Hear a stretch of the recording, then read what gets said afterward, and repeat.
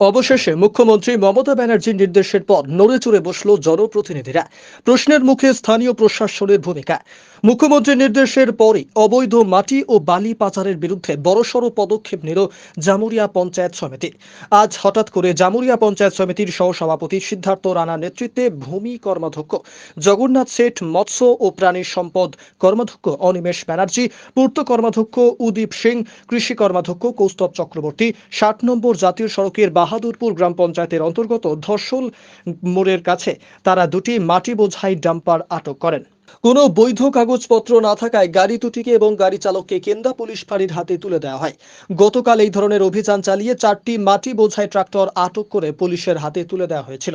ধর্ষল মোড়ের অবস্থিত একটি গাড়ি ওজন করার আড়ালে চলছিল অবৈধ বালি কারবার। খবর পেয়ে সেখানে যান পঞ্চায়েত সমিতির কর্মাধ্যক্ষ ও সদস্যরা। সেখানে গিয়ে তারা লক্ষ্য করেন প্রায় 1000 থেকে 1500 সিএফটিরও বেশি অবৈধ বালি মজুত করা রয়েছে। খবর পেয়ে ভূমি দপ্তরের শীর্ষস্থানীয় আধিকারিকেরা ঘটনাস্থলে আসেন। আপনারা তো জানেন, কিছুদিন আগে আমাদের সিএম ম্যাডাম মাননীয় মুখ্যমন্ত্রী নিজের সকল নির্দেশ দিয়েছে, প্রশাসন থেকে আরম্ভ করে বেরোর থেকে আরম্ভ করে, যে অবৈধভাবে কোনো মাটি বা বালি যদি চলে সেটাকে রুখতে এবং সরকারি জায়গা যদি কেউ দখল করে সেটার উপর অ্যাকশন নিতে। সেই মোতাবেক আমরা আমাদের পঞ্চায়েত সমিতি মিটিংয়ে বসে প্রশাসন, পঞ্চায়েত সমিতি এবং বিএলআর দপ্তর বসে আমরা আলোচনা করেছি। আলোচনার পর আমরা এইভাবে আমরা প্রত্যেক দিনই আমাদের রেডি করা হচ্ছে।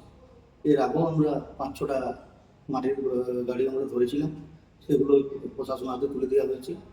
আর আজকেও দেখুন চলছিল, 2টো ডাম্পার পেয়েছি, সেগুলো বালি মাঠে চলছিল, সেগুলো কোনো ভাটাতে দিচ্ছিল, সেগুলো আমরা প্রশাসন হাতে তুলে দিয়েছি। এবং তার সাথে একটা ভাটাতেও আমরা দেখেছি 400 থেকে 500 টনি প্রায় বালি স্টকেজ ছিল, সেগুলো আমরা সিজ করেছি, সব প্রশাসনের হাতে তুলে দেওয়া হয়েছে। আনুমানিক কত মেট্রিক টন বা সেফটি বালি সেখানে মজুদ আছে? এটা আনুমানিকভাবে আমি ঠিক বলতে পারছি না, বিএলও সাহেবরা বলতে পারবে ঠিক। আমার মোটামুটি যেটুকু আইডিয়া 500 থেকে 600 টনি স্টকেজ ছিল, সেটাকে সিজ করে দেওয়া হচ্ছে। এবারে নথিপত্র এনে যদি প্রয়োজনীয় দেখেন যে ওটা ওনার স্টোরেজে ওটা আছে, সেটা বিএলওর অ্যাকশন নেবে, এটা বিএলওর ব্যাপার আছে। ওটা বালিটা কিভাবে সেখানে স্টক হয়ে যাবে? কিভাবে হয়েছে সেটা ধরুন ওনারাই বলতে পারবে। আমি যতটা শুনলাম যে কোনো ঘাট থেকে বালি আসে, ওখানে একটা কাঁটা আছে, সেই কাঁটাতে টেয়ার করা হয়, টেয়ারের পর যে বালিটা অবশিষ্ট বেঁচে যায় সেই বালিটাই নাকি ওই অন্য জায়গায় স্টক করা হয়। এটা আমার শোনা কথা আর কি। এরপরেও দেখুন আমরা পঞ্চায়েত সমিতি এবং জামুরিয়া পঞ্চায়েত সমিতি এবং প্রশাসন এবং বিএলওরা আমরা উদ্যোগ নিয়েছি, কোনো সরকারি জমি যদি কেউ দখল করে আমরা কুইকলি অ্যাকশন নেব। তাতে যত বড়ই যে হোক, আমরা 1 ইঞ্চি জমি সরকারি জমি ছাড়ব না। বালিটা যে স্টক করা আছে কার বা কিভাবে এখানে এলো বলতে পারবেন? বালিটা স্টক করা হয়েছে, তাকে ফোন করা হয়েছিল, কি নাম ভদ্রলোকের আমার ঠিক মনে পড়ছে না এই মুহূর্তে। সে স্বীকার করেছে যে বালিটা আমি স্টক করেছি এবং তাকে প্রয়োজনীয় কাগজপত্র আনতে বলা হয়েছে বিএলওর অফিসে। বিএলও সাহেব ওই ব্যাপারটা দেখে নেবে আর কি, যদি তার প্রয়োজনীয় কাগজপত্র ঠিকঠাক আছে কিনা। কি নাম আপনার? আমার নাম জগন্নাথ শেঠ, বন ও ভূমি কর্মাধ্যক্ষ। হয়েছে আজকে আমরা যখন আমাদের পঞ্চায়েত সমিতি অফিসে যাওয়ার পথে আমরা পাই যে অবৈধভাবে একটা জায়গায় দেখি মাটি কেটে নিয়ে যে একটা ইট ভাটায় বিক্রি করা হয়েছে। আর একদিকে পাই যে এক জায়গায় প্রচুর মাত্রায় অবৈধ বালি স্টক করা হয়েছে। এবং সে জায়গায় দেখে আমাদের মাননীয় মুখ্যমন্ত্রী মমতা বন্দ্যোপাধ্যায়ের নির্দেশ মতন আমরা ওদেরকে আটকাও করি এবং প্রশাসনের হাতে তুলে দিই। আপনারা জানেন যে দিদির নির্দেশ যে অবৈধ বালি এবং অবৈধ যে কোনো কাজ, অবৈধ জমি কোনো কিছু দখল করা যাবে না। যদি কেউ দখল করছে তাহলে আমাদের প্রশাসনের নজরে আনা এবং প্রশাসনের হাতে তুলে দেওয়া, সেটা আজকে আমরা করেছি। আমাদের আপনি দেখেওছেন যে যতগুলো গাড়ি ধরা পড়েছিল সেই প্রশাসনের হাতে তুলে দেওয়া হয়েছে, তার সঙ্গে একটা লোকও ধরা পড়েছে।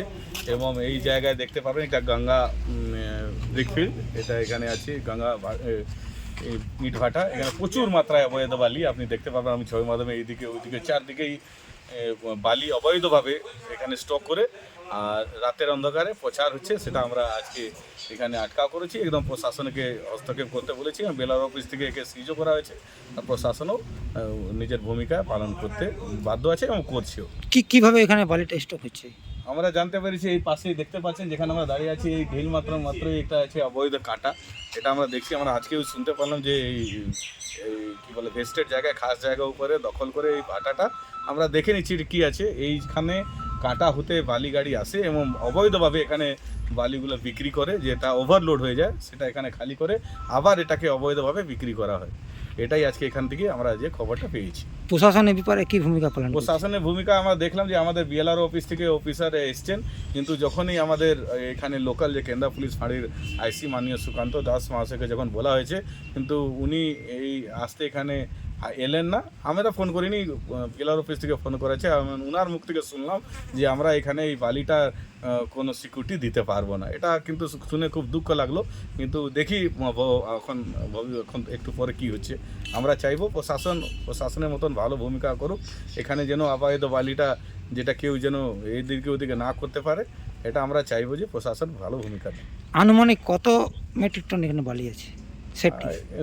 কয়েক সেফটি মানে প্রচুর, এটা তো এমনি মুখে বলা যাবে না, কিন্তু মানে প্রচুর মাত্রা। আপনি তো দেখছেন, ভিডিও করেছেন, আপনি ছবি তুলেছেন, বিশাল। আপনি দেখিয়ে দিতে পারেন যে কত বিশাল মাত্রায় এই বালির স্টক এখানে করা হয়েছে। কম না হলে মানে 1000 থেকে 1500 সিএফটি বালি এখানে আছে।